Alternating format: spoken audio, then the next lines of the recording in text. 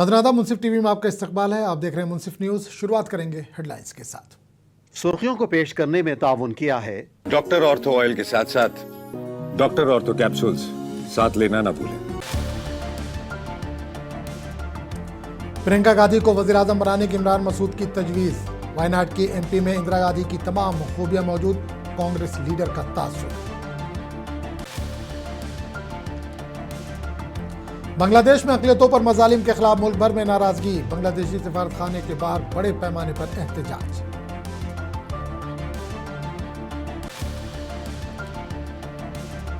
उत्तर प्रदेश का असेंबली इजलास जारी।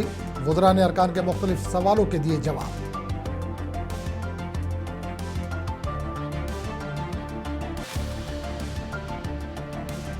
उत्तर प्रदेश में वोट बचाओ संविधान बचाओ यात्रा। आम आदमी पार्टी लीडर संजय सिंह की बीजेपी पर तनकीद।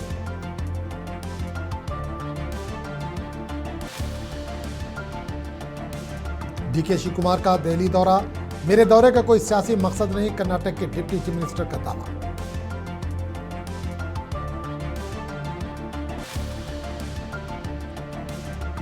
जम्मू कश्मीर में क्रिसमस और नए साल से कबल सख्त सिक्योरिटी इंतजाम। जम्मू श्रीनगर कौमी शाहराह पर गाड़ियों की सख्ती से ली जा रही है तलाशी। और अब खबरों की तफसील। बांग्लादेश में हिंदुओं के खिलाफ कत्ल और मजालिम के वाक़यात में इजाफा हुआ है। बांग्लादेशी तालिब इल्म रहनुमा उस्मान हादी के कत्ल के बाद तशद्दुद में इजाफा हुआ है। इसी तनाजुर में कांग्रेस के रुकने पार्लियामेंट इमरान मसूद ने प्रियंका गांधी को मुल्क का वज़ीर आज़म बनाने का मुतालबा किया है। इमरान मसूद ने कहा कि प्रियंका गांधी को वज़ीर आज़म बनाएं और देखें कि वो इंदिरा गांधी की तरह क्या जवाब देती हैं। इमरान मसूद ने कहा कि वो इंदिरा गांधी की पोती हैं, जिन्होंने पाकिस्तान को इतना नुकसान पहुँचाया कि ज़ख्म आज भी मुंदमिल नहीं हुए हैं। इन्हें वज़ीर आज़म बनाएं और देखें कि वो क्या जवाब देती हैं। देखिए, बड़ा दुखद है जो कुछ वहाँ हो रहा है और जिस तरह से वहाँ हिंदुओं को मारा जा रहा है और हिंदू बेचारे सड़क पर दौड़कर भारत की तरफ आते हैं और भारत की तरफ बड़ी उम्मीद भरी निगाहों से देखते हैं। लेकिन प्रधानमंत्री बंगाल जाते हैं, कोई चर्चा नहीं करते। प्रधानमंत्री असम जाते हैं, कोई चर्चा नहीं करते। तो ये जो बात है, ये बात बहुत विचलित करती है। हमें सख्त एक्शन लेना चाहिए। बांग्लादेश भारत विरोधी अड्डा बनता जा रहा है और अपने देश की सुरक्षा के लिए बांग्लादेश का स्थिर रहना भारत के लिए बहुत जरूरी है। तो हमें बहुत सख्ती के साथ एक्शन लेना चाहिए। प्रियंका गांधी प्रधानमंत्री हैं क्या? बना दीजिए प्रियंका गांधी को प्रधानमंत्री। देखिए इंदिरा जी की तरह कैसे जवाब देकर आएंगी। वो प्रियंका गांधी है, उसके नाम के आगे गांधी लगा हुआ है। वो इंदिरा गांधी की पोती है। पाकिस्तान को इलाज ऐसा किया था कि पाकिस्तान सदियों उस दर्द को नहीं भूल पाया। बनाइए प्रियंका गांधी को प्रधानमंत्री। देखिए, हिंदुस्तान और बांग्लादेश के दरमियान ताल्लुकात हर गुजरते वक्त के साथ ख़राब होते जा रहे हैं। बांग्लादेश में सियासी रस्साकशी के दरमियान हिंदुओं पर हो रहे मजालिम की वजह से हिंदुस्तानियों में तशवीश की लहर पाई जाती है। इसी दौरान नई दिल्ली में बांग्लादेशी सफारत खाने के बाहर आज बड़े पैमाने पर एहतजाज किया गया। इस दौरान एहतजाजियों ने हिंदुओं पर जुल्म बंद करो जैसे नारे लगाए। इन्होंने कहा कि जिस तरह बांग्लादेश में हिंदुओं पर जुल्म हो रहा है, हम इसे हरगिज़ बर्दाश्त नहीं कर सकते। जिस तरीके से बांग्लादेश में लगातार हिंदुओं को टारगेट किया जा रहा है, चुन चुनकर उनको मारा जा रहा है, आखिर कब तक बांग्लादेश के अंदर हिंदुओं पर जुल्म होता रहेगा? वहां की सरकार क्या कर रही है? वहां पर अगर उसने गलती करी थी हमारे भाई ने तो उसको सजा देते। क्या मतलब बनता है चौराहे पे खड़े होकर चला दो? कोई कानून नहीं है कि बांग्लादेश में? अगर हम हिंदुस्तानियों ने बांग्लादेशियों को हिंदुस्तान में ढूंढ कर भगाना चालू कर दे, फिर क्या होगा? फिर वहां की सरकार रोना चालू कर देगी। हिंदुस्तान में रहकर जो बांग्लादेश से प्यार करते हैं उनको भी कहना चाहता हूं, अब समय आ चुका है, जो भी हिंदुस्तान में बांग्लादेशी रहता है उसको बाहर निकालो और बांग्लादेशी घुसपैठियों भारत छोड़ो, भारत छोड़ो। हिंदुस्तान में रहकर भी अगर जो लोग बांग्लादेश को सपोर्ट करते हैं, बहुत शर्म की बात है। अरे बांग्लादेश सरकार, होश में आओ, होश में आओ। हम ये मांग कर रहे हैं कि हिंदुओं पे अत्याचार बंद करो, बंद करो। बांग्लादेश के घुसपैठियों बांग्लादेश जाओ। हिंदुस्तान जिंदाबाद, बांग्लादेश मुर्दाबाद। हिंदुस्तान जिंदाबाद, बांग्लादेश मुर्दाबाद। बांग्लादेश की जो यूनूस सरकार है उसको अपने राजधर्म का निर्वाह करना चाहिए। वहाँ का जो अल्पसंख्यक हिंदू है उसको पूर्ण संरक्षण प्रदान करना चाहिए। जिन लोगों ने वहाँ इस प्रकार से इस्लामी उग्रवाद चला रखा है और हिंदुओं को उसके कारण से वहाँ बलिदान हो रहे हैं, उन हिंदुओं को मुआवजा देना चाहिए। और अगर बांग्लादेश की यूनूस सरकार ये करने में विफल रहती है तो या तो ये सरकार जाएगी, नहीं तो बांग्लादेश के दो टुकड़े होंगे। ये बांग्लादेश की नियति तय है। बांग्लादेश में जो हिंदुओं पर अत्याचार हो रहा है, उनकी हत्याएं की जा रही हैं और कन्याओं का बलात्कार किया जा रहा है, उनको मारा जा रहा है, उनकी संपत्ति लूटी जा रही है, हिंदुओं के घर मकान लूटे जा रहे हैं, आग लगाई जा रही है। इसलिए बांग्लादेश को चाहिए कि ये सारा कार्य तुरंत बंद करे, अन्यथा भारत यदि अपनी आंख भी खोल देगा तो बांग्लादेश समाप्त हो जाएगा। इसलिए हमें चाहिए कि वहां पर गोहत्या बंद हो और हिंदुओं की हत्या बंद हो, उनकी संपत्ति का नुकसान तुरंत बंद किया जाए। मैं महामंडलेश्वर स्वामी भक्त हरि। उधर दूसरी जानिब विश्व हिंदू परिषद ने भी बांग्लादेश में हिंदुओं पर हो रहे मजालिम के खिलाफ शदीद एहतजाज किया। इस मौके पर मुजाहिरीन ने बांग्लादेश का पुतला नजर आतिश किया। इस दौरान पुलिस ने बाज़ मुजाहिरीन को हिरासत में भी लिया। वीएचपी लीडर और कारकुनों ने शदीद बरहमी का इजहार करते हुए कहा कि हिंदुओं पर हो रहे मजालिम को किसी भी सूरत में बर्दाश्त नहीं किया जाएगा। दिल्ली के सभी संत और समस्त हिंदू समाज यहाँ आज उपस्थित हुआ है। बौद्ध संत भी आए हैं, जैन साध्वियां, जैन साधु आए हैं, वाल्मीकि समाज के संत आए हैं, रामदास समाज के संत आए हैं और समस्त समाज यहाँ उपस्थित है। संदेश एक ही है कि बांग्लादेश की आज की स्थिति को हम स्वीकार नहीं करेंगे। बांग्लादेश में जिस तरह से हिंदुओं के ऊपर निरंतर अत्याचार हो रहा है, लूटपाट हो रही है, बहन बेटियों के साथ बलात्कार हो रहा है, हत्याएं हो रही हैं, इसको हम स्वीकार करने को तैयार नहीं हैं। विश्व चुप क्यों बैठा है, इसके लिए हम पूरे विश्व को भी संदेश दे रहे हैं। आप ऑल आइज ऑन गाजा तो करते हैं उन आतंकवादियों के लिए जो कि एक आतंकवादी घटना के बाद में जिन पर कार्य हो रहा था, पर हमारे हिंदुओं की चिंता किसी को नहीं है। ये वही हिंदू हैं जिन्होंने इस देश को बनाया। बांग्लादेश को बनाने में ना सिर्फ हमारी सेनाओं ने सहयोग दिया, 5000 से अधिक सैनिकों ने बलिदान भी दिया और आज वही बांग्लादेश में हिंदुओं के साथ ये अत्याचार होगा, हम इसको स्वीकार नहीं करेंगे। सरकार से क्या मांग है आपकी? भारत सरकार से? भारत सरकार से हमारी मांग है कि बांग्लादेश को संदेश दिया जाए कि हिंदुओं की ऐसी स्थिति को स्वीकार नहीं किया जाएगा। हमारा समाज, भारत का समाज अपने प्रशासन को कह रहा है कि इस संदेश को आगे पहुंचाएं और बांग्लादेश के साथ जिस भी ऐसे कदम को उठाने। इस दौरान जम्मू कश्मीर में भी बांग्लादेश में हिंदुओं के खिलाफ हो रहे पुरतशद्दुद वाक़यात के खिलाफ एहतजाज किया गया। जम्मू में डोगरा फ्रंट ने एहतजाज करते हुए इल्ज़ाम आयद किया कि बांग्लादेशी हुकूमत हिंदुओं पर हो रहे हमलों को रोकने में नाकाम हो गई है। इन्होंने कहा कि हमले फौरी बंद होने चाहिए। बांग्लादेश के अंदर एक हिंदू भाई को जिंदा जला दिया गया, उसको एक वृक्ष के साथ टांगा गया और फिर आग लगा दी गई। अरे हम जो इस तरह की बातें करने का प्रयास करना चाहते हैं, वहाँ प्रॉपर्टियों को जलाया जा रहा है, एक एक हिंदू को चुन करके मारा जा रहा है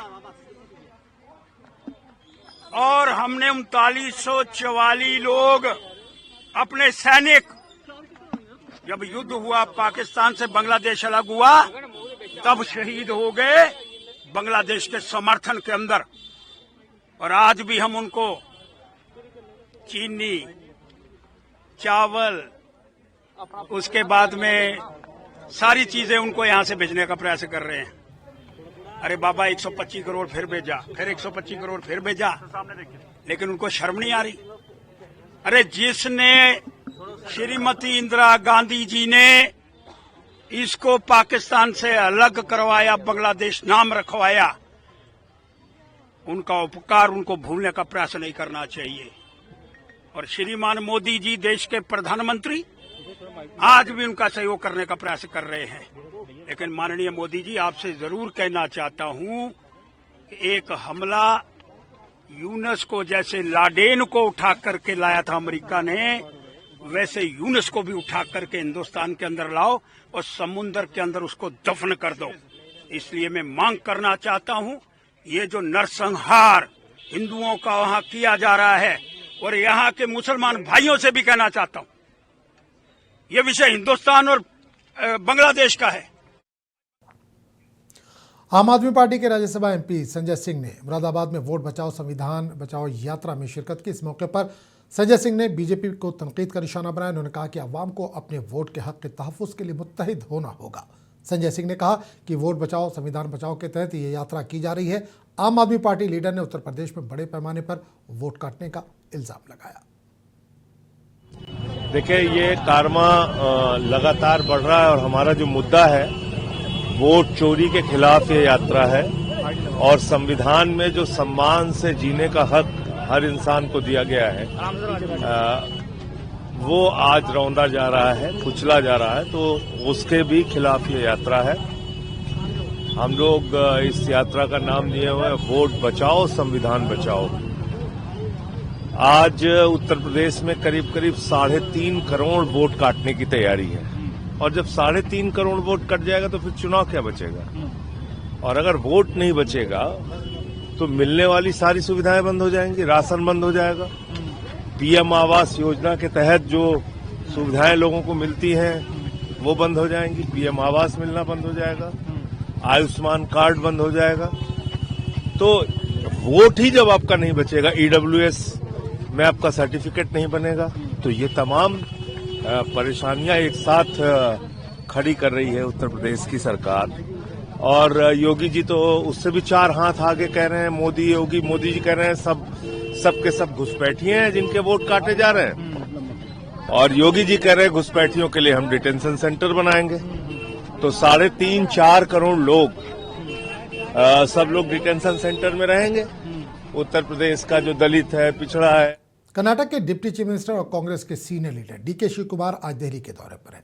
इस मौके पर इन्होंने मीडिया से बात करते हुए कहा कि इनका ये दौरा रियासत कर्नाटक के मुख्तलिफ मसाइल पर हो रहा है। इन्होंने कहा कि वो खास तौर पर इरिगेशन और दीगर प्रोजेक्टों पर मरकजी वजीर से बातचीत के लिए हो रहा है। इन्होंने कहा कि इस दौरे में इसके अलावा दीगर कोई सियासी मकसद शामिल नहीं है। कर्नाटक के डिप्टी चीफ मिनिस्टर ने मनरेगा के नाम पर तब्दीली पर बरहमी का भी इजहार किया। I have not come for any politics here. I have come only to meet the union ministers regarding our state for irrigation and urban development. That's all. I don't want to comment anything on other political issue which is not on the cards now. No, that I think it is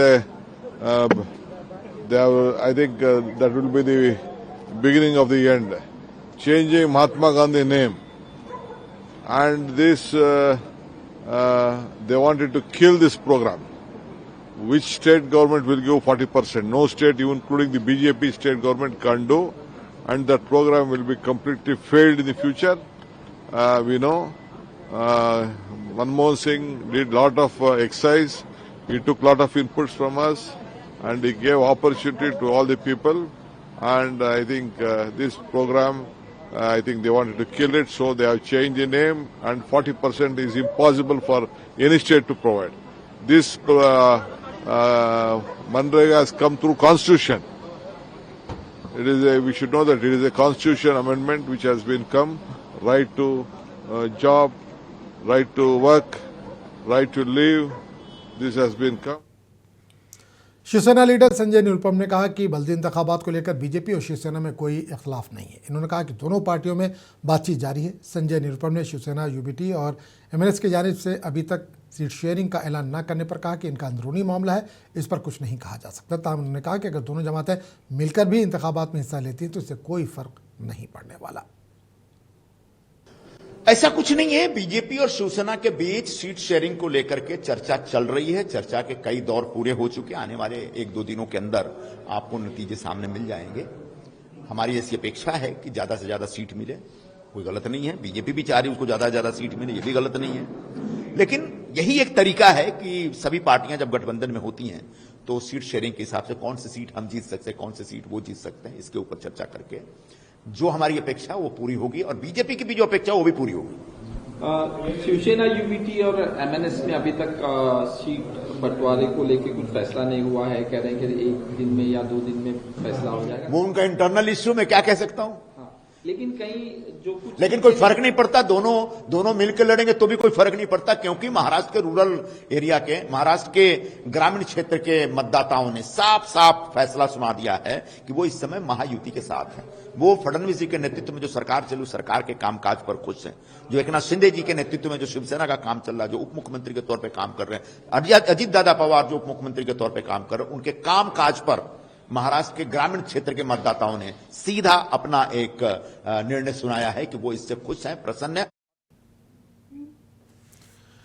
RJD के senior leader Mrityunjay Tiwari ने नितिन नवीन को BJP का कारगुजार सदर बनने पर मुबारकबाद दी। इन्होंने कहा कि अब देखना यह है कि इनके इस ओहदे पर फायज होने से बिहार को क्या फायदा होता है। आरजेडी लीडर ने राहुल गांधी के इस इल्जाम को भी दुरुस्त करा दिया, जिसमें कांग्रेस लीडर ने कहा था कि बीजेपी तमाम अहम इदारों पर कब्जा कर रही है। मृत्युंजय तिवारी ने कहा कि अब ये बात आम भी हो चुकी है, इसलिए इसके खिलाफ बड़े पैमाने पर एहतजाज की जरूरत है। बिहार की तरक्की के लिए उनका क्या योगदान हो, इस पर वो काम करें। बिहार की भलाई हो ये सब लोग चाहते हैं और बिहार की माटी के लाल है। तो हम लोगों ने तो बधाई शुभकामना दिया है उनको कि वो पहली बार राष्ट्रीय पार्टी के बीजेपी के कोई नेता कार्यकारी अध्यक्ष बने हैं। तो सब लोगों को एक बिहारी होने के नाते खुशी है। राहुल गांधी ने भाजपा पर संस्थानों पर कब्जा करने का आरोप लगाया है। देखिए, लोकसभा में विरोधी दल के नेता श्री राहुल गांधी जी जो बात कह रहे हैं, ये बात तो अब आम लोग कह रहे हैं कि सारे संस्थाओं पर तो कब्जा बीजेपी का हो गया है, लेकिन अब इसके लिए आंदोलन की जरूरत है। ऐसा आंदोलन जिससे फिर कोई निर्णय हो, कोई निर्णायक लड़ाई, संघर्ष, आंदोलन की जरूरत अब देश महसूस कर रहा है। अब सिर्फ आरोप लगाने से, बोलने से इसका कोई निष्कर्ष नहीं निकल पा रहा है। जब सारे संस्थाओं पर ही वो कब्जा जमाए बैठे हैं और हर जगह। उत्तर प्रदेश असेंबली का इजलास जारी है। आज कार्रवाई के आगाज के साथ ही कुछ देर के लिए हुकूमत और अपोजिशन कायदीन के दरमियान गर्मा गर्म बहस हुई।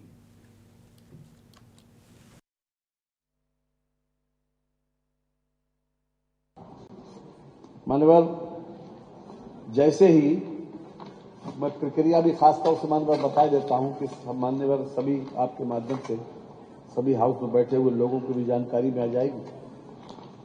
मान्यवर, जैसे ही इस प्रकार की कोई भद्दी टिप्पणी या अपमानजनक या आपराधिक कोई किसी प्रकार की फोटो आदि सोशल मीडिया पर वायरल की जाती है, तो उसके लिए दो व्यवस्थाएं हैं मान्यवर।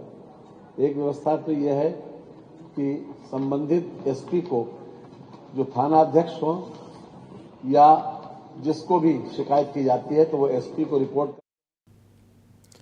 मध्य प्रदेश के चीफ मिनिस्टर मोहन यादव और मरकजी वजीर सेहत जेपी नड्डा ने मध्य प्रदेश के उज्जैन में मेडिसिटी मेडिकल कॉलेज के जेर तामीर इमारत का मुआयना किया। इस इमारत का नवंबर 2024 में संग बुनियाद रखा गया था और तवक्को है कि 2028 तक इसमें काम शुरू हो जाएगा। उज्जैन में जेर तामीर मेडिसिटी और गवर्नमेंट मेडिकल कॉलेज की तामीरी लागत तकरीबन 600 करोड़ है। तामीराती काम तेजी से आगे बढ़ा, जिसकी वजह से अब इमारत का ढांचा नजर आने लगा है। मुकामी अहदेदारों बशमूल एमएलए और कलेक्टर ने जून 2025 में पेशरफ्त का मुआयना किया था, ताकि इस बात को यकीनी बनाया जा सके कि टाइमलाइन को पूरा किया गया है। इस दौरान जेपी नड्डा ने कहा कि वज़ीर-ए-आज़म मोदी की क़यादत में हुकूमत सेहत के शोबे को अहमियत दे रही है।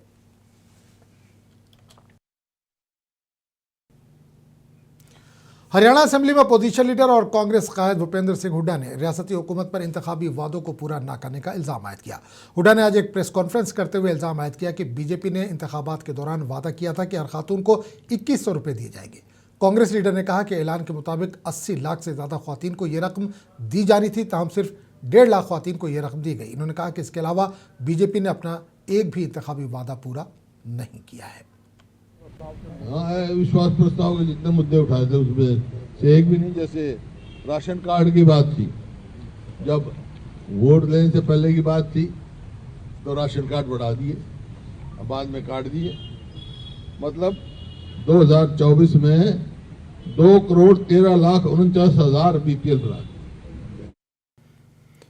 अजमेर कलेक्ट्रेट को तीसरी मरतबा बम की धमकी मौसूल हुई है। बम की धमकी मिलते ही पुलिस फौरी तौर पर मौके पर पहुंची। इसने बम डिस्पोजल स्क्वाड के हमरा पूरे कलेक्ट्रेट की तलाशी ली, ताहम इसे कोई मुश्तबा शय हासिल नहीं हुई। पुलिस ने बताया कि धमकी आमेज मेल रवाना करने वाले की तलाश जारी है। वाज़ेह है कि इससे कबल भी कलेक्ट्रेट के अलावा अदालत को भी बम से उड़ा देने की धमकी मिली थी, जिस पर वकला ने शदीद एहतजाज करते हुए पुलिस और हुकूमत से इसके खिलाफ सख्त इक़दाम करने की अपील की थी। मरकजी वजीर और तेलंगाना बीजेपी के साबिक सदर जी किशन रेड्डी ने साबिक वज़ीर-ए-आज़म और भारत रत्न नरसिम्हा राव को खिराज अक़ीदत पेश किया। आज साबिक वज़ीर-ए-आज़म नरसिम्हा राव की 21वीं बरसी है। इस मौके पर किशन रेड्डी ने कहा कि मैं हुकूमत और वज़ीर-ए-आज़म नरेंद्र मोदी की जानिब से साबिक वज़ीर-ए-आज़म को खिराज पेश कर रहा हूँ। इस मौके पर किशन रेड्डी ने साबिक वज़ीर-ए-आज़म की खिदमात को भी याद किया। सोनिया गांधी परिवार पीवी नरसिम्हा राव के खिलाफ अलग अलग षड्यंत्र रचाकर उनको समय समय पर अपमान किया है, फिर भी प्रधानमंत्री नरेंद्र मोदी जी उनका कुशल नेतृत्व सबको मालूम है। कर्नाटक के चीफ मिनिस्टर सिद्धारमैया ने बेंगलुरु इंटरनेशनल फिल्म फेस्टिवल के इनेकाद के लिए ऑर्गेनाइजिंग कमेटी के इजलास में शिरकत की। ये बेंगलुरु इंटरनेशनल फिल्म फेस्टिवल का 17वां एडिशन होगा, जिसके लिए तैयारियां जारी है। इस फेस्टिवल का इफ्तिताह चीफ मिनिस्टर सिद्धारमैया करेंगे। फिल्म फेस्टिवल के मौके पर शहर की कई स्क्रीनों पर तकरीबन 100 ममालिक की 200 से ज़्यादा फिल्में दिखाई जाएंगी। वादे है कि रियासती हुकूमत इस फिल्म फेस्टिवल के लिए हर साल बजट मुख्तस करती है। इस दौरान चीफ मिनिस्टर ने अहदेदारों को नुकात से पाक इंतजाम करने की हिदायत दी है। तमिलनाडु के थुथुकुडी में मरकजी हुकूमत की जानिब से मुतारिफ कराए गए 4 लेबर कोड्स को वापस लेने का मुतालबा करते हुए ट्रेड यूनियनों की जानिब से एहतजाज किया गया। इस एहतजाज में ट्रेड यूनियनों के कायदीन ने शिरकत की। इन्होंने कहा कि यह कानून मजदूरों के हुकूक के खिलाफ है, इनको वापस लेने का इन्होंने मुतालबा किया।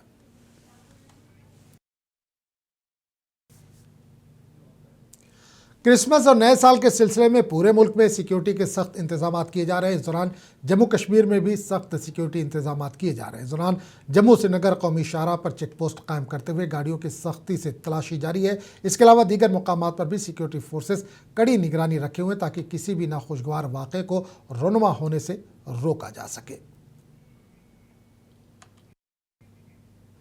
मुल्क की कई रियासतों में शदीद सर्दी की लहर जारी है। इस दौरान जम्मू कश्मीर में भी मुख्तलिफ मकामात पर इस वक्त लोग सर्दी से परेशान हैं। सर्दी की लहर ने श्रीनगर को पूरी तरह से अपनी लपेट में ले रखा है। मुकामी शहरियों और सियाहत के लिए आने वाले बैरूनी शहरियों ने कहा कि इस मरतबा हमेशा से ज़्यादा सर्दी है। ताहम सयाहों ने कहा कि शदीद सर्दी के बावजूद हमें यहाँ आकर अच्छा महसूस हो रहा है। उन्होंने कहा कि कश्मीर इस वक्त पूरी तरह से महफूज है।